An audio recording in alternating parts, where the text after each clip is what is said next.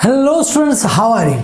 Students, we are studying your chapter number 12, that is reproduction in plants. So in previous lecture we have studied about what is a reproduction and the types of reproduction. There are two major type of reproduction, that is asexual reproduction and sexual reproduction. अब asexual किसे बोलते हैं, sexual किसे बोलते हैं, ये हमने already पढ़ लिया है. तो इस लेक्चर में हम पढ़ेंगे वेजिटेटिव प्रोपोगेशन. तो हमने वेजिटेटिव पार्ट्स क्या थे वो पढ़ लिए. Which are the vegetative parts of the plants? Yes, roots, stems and the leaves are the vegetative parts. अब यहाँ पर लिखा हुआ वेजिटेटिव प्रोपोगेशन. तो वेजिटेटिव प्रोपोगेशन किसे बोलते हैं? तो चलो देखते हैं कि it is a type of asexual reproduction in which new plants are produced from the root, stems and leaves and buds. Yes, the vegetative propagation is a type of asexual reproduction. जो asexual reproduction है उसके अंदर भी सब type है. That is a vegetative propagation. And in a vegetative propagation, the new plants are produced from roots, either roots or or the stems or the buds और the leaves.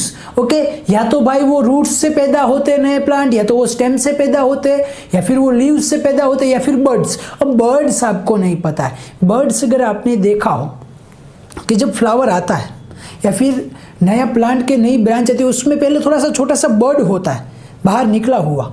Okay, आप अगर रोज का प्लांट का example ले रहे हो तो उसकी कली जो होती है उसे बर्ड बोलते हैं. रोज जब खिला हुआ नहीं है, जब ऐसा छोटा सा पैक जो रोज है उसे बर्ड बोलते हैं उसका. ओके, तो वेजिटेटिव प्रोपोगेशन का मीनिंग क्या है? Yes, the vegetative propagation it means the reproduction of the new plant by the roots, stems, birds और लीव्स. इससे अगर रिप्रोडक्शन हो तो उसे बोलते हैं vegetative propagation. Clear? Vegetative propagation किसे बोलते हैं?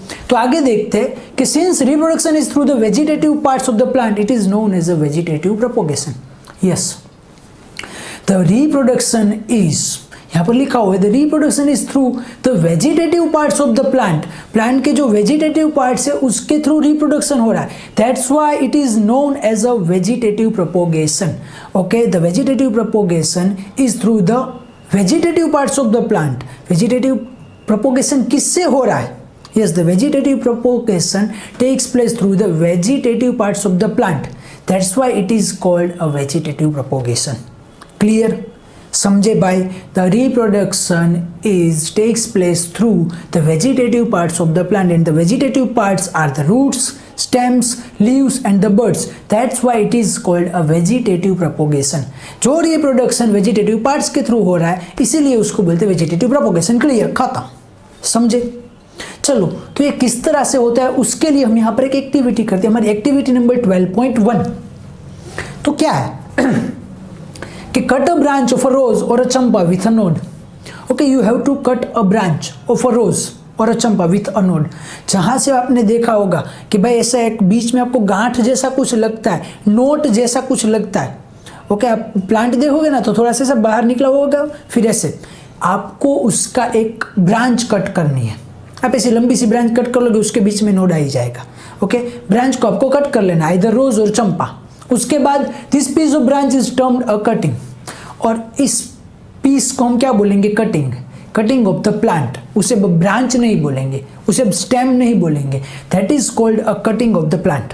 And bury the cutting in the soil. You have to bury the cutting in the soil. आपको कटिंग को सॉइल के अंदर गाड़ देना है. देखो यहाँ पर आपको दिख रहा है इन अ फर्स्ट थिंग. सबसे पहले हमने क्या किया? यस, कटिंग काट लिया फर्स्ट पार्ट. उसके बाद उस कटिंग को देखो अंदर डाल दिया हमने. वहाँ छोटे से आपको रूट भी दिख रहे हैं 2-3, तो उसको अंदर डाल दिया. And a node is a part of the stem and branch at which a leaf arises. जैसा हमने बोला, नोड क्या है? A node is a part of a branch where the leaf arises. जहाँ से लीफ निकलता है तो देखो आपको वहाँ पर आपको गांठ जैसा दिखता है, वो थोड़ा सा बड़ा होता है. रस्सी स्ट्रेट, अगर वहाँ पर एक गांठ बांध दे तो वो कैसा बड़ा हो जाता है. तो हमारी जो ब्रांच है वो स्ट्रेट होती है, पर जहाँ पर ये देखो ये हमारा जो पार्ट होता है ना ये थोड़ा सा बड़ा होता है. वैसा ही जहाँ पर लीव्स आते हैं ना वो पार्ट थोड़ा सा बड़ा होता है. That is a node. Node इसे बोलते हैं. Clear? And water the cutting every day and observe its growth. Then after you have to water the cutting every day. आपको रोज उसको पानी देना है, पानी देना है. एंड उसका ग्रोथ ऑब्जर्व करना है. देखो यहाँ पर आपको जो फिगर दिख रही है उसमें पहली जो फिगर है वो सेम थी, उसके बाद दूसरी फिगर में थोड़े से लीव आए, तीसरी फिगर में थोड़े से ज़्यादा लीव्स आए, उसके रूट्स और बड़े हो गए, चौथी फिगर में और ज़्यादा लीव्स आए, उसके ऊपर बर्ड्स आपको दिख रहे हैं, देखो कलियाँ दिख रही है आपको रोज की। And observe and record the number of days taken for the roots to come out and the new leaves to arise. You have to observe the growth of the plant and you have to write the observation, everyday observation. Okay, how many days takes to form or to grow a new leaves? Then after, how many days it takes to grow a new flower? Okay, ये आपको everyday note करते जाना है। Clear? समझे? And try the same activity by growing a money plant in a jar of water and record your observation. And you have to do this same activity with the money plant. Money plant भाई क्या होता है? Money bell आपने ऐसा सुना होगा, money bell ऐसा सुना होगा। ओके, तो जो मनी बेल है उसको आपने देखा होगा कि पानी के अंदर हम डाल के रखते हो और वो उग जाती है, पानी के एक जार के अंदर रखते हो। तो सेम चीज़ आपको मनी प्लांट के लिए भी अप्लाई करनी है। ये तो आप कर ही सकते हो, अगर रोज़ का प्लान करो तो बहुत अच्छी बात है।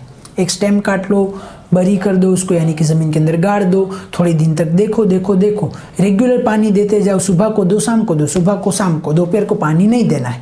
ओके, उसके पीछे एक रीज़न है, वो आगे जाके हम बताएंगे कि भाई क्या रीज़न है, पर सुबह को और शाम को पानी देना है, दोपहर को रेगुलर कभी पानी नहीं देना है। ओके, चलो, तो आपको ये एक्टिविटी करनी है और आपको उसका ग्रोथ देखना है कि क्या हो रहा है, कैसे हो रहा है। क्लियर? आगे देखते हैं कि you must have seen a flower birds developing into a flowers. Okay, you must have seen a flower birds developing into a flowers. Flower के अंदर वो फ्लावर बर्ड्स डेवलप होते हैं ना, वो आपने देखा होगा। And apart from flower birds there are birds in the axil. Okay भाई, फ्लावर में तो बर्ड्स आपने देखे, वो छोटे छोटे छोटे फ्लावर के ऊपर जो दाने होते हैं। Okay, but apart from the flower, flower birds you have seen in the axil. Axil के ऊपर भी देखा भाई, ये एक्सिल क्या है सर? तो यहाँ पर लिखा हुआ है point of attachment of the leaf at the node. Axil जो हमने बोला ना, जहाँ पर लीफ उगते हैं, जो भी हमने पहले जो बताया था, जहाँ पर लीफ उगते हैं ना, उस जगह को हम क्या बोलते हैं? एक्सिल। इसके पहले क्या था? वो that is a node. Okay, और एक्सिल वो दोनों एक ही है, जहाँ से दूसरे लीव्स आते हैं उसे बोलते हैं हम उसका axil. End of leaves with develop into a shoots. ये जो सूट्स है, पूरा पूरा जो ब्रांच है उसे सूट बोलते हैं। Okay, you have seen a bird at the axil that grow into a shoots. जो सूट्स के ऊपर एक्सिल होती है ना, वहाँ पर अपने बर्ड्स देखे हुए होंगे छोटे छोटे। अगर ना देखें तो यहाँ पर देखो एक फिगर दिखाई हुई है, उसमें सारे पार्ट्स हैं। देखो हमारे काम का कितना है, ऊपर देखो एक्सिलरी बर्ड ऐसा लिखा हुआ है। वो एक्सिल आपको दिख रहा है, वो थोड़ा सा बड़ा है, जहाँ से आपको थोड़े से छोटे छोटे लीव दिख रहे हैं। तो वो क्या है, वहाँ पर जो बाहर निकली कली जैसा, that is bird, that is axillary bud. Okay, axillary bud उसे बोलते हैं। जहाँ एक्सिल के ऊपर जो बर्ड आता है that is axillary bud. Leaf आपको दिख रहे हैं, नोड आपको दिख रहा है, नोड भी दिख रहा है ना ऊपर, जो भी हमने पढ़ा नोड एंड एक्सिल। जिस जगह पर अगर बर्ड आते तो वो एक्सिल हो जाता है, वरना वो नोड है। जिस जगह पर सिर्फ फ्लावर आए तो वो नोड है, और अगर वहाँ पर लीव्स नहीं आ रहे तो वो एक्सिल हो जाता है। क्लियर? समझे? तो आगे देखते हैं। These birds are called a vegetative birds and these birds are called the vegetative birds। अभी जो फिगर में हमने देखा, ओके, कि जिस जगह पर वो बर्ड्स बाहर निकल रहे हैं, okay, these birds are called the vegetative birds। उसे वेजिटेटिव बर्ड्स बोलते हैं। हमने पहले देखा कि वेजिटेटिव पार्ट्स के अंदर बर्ड्स भी आते हैं, ओके, जो हमें फिगर में भी दिख रहे हैं इजीली। क्लियर?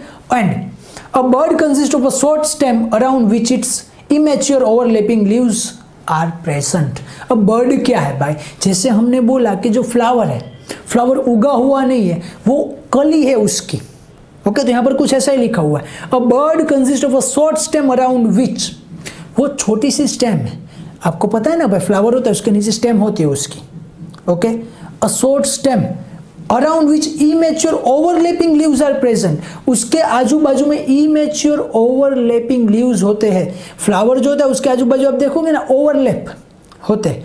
सेम वे अगर आप कोई आजू बाजू में प्लांट देखना, उसके अंदर छोटा सा लीव आ रहा है, बाहर निकल रहा है, वो देखोगे ना, उसके नीचे छोटी सी डाली होगी, that is a short stem. जो भी हमने यहाँ पर देखा वो शॉर्ट स्टेम।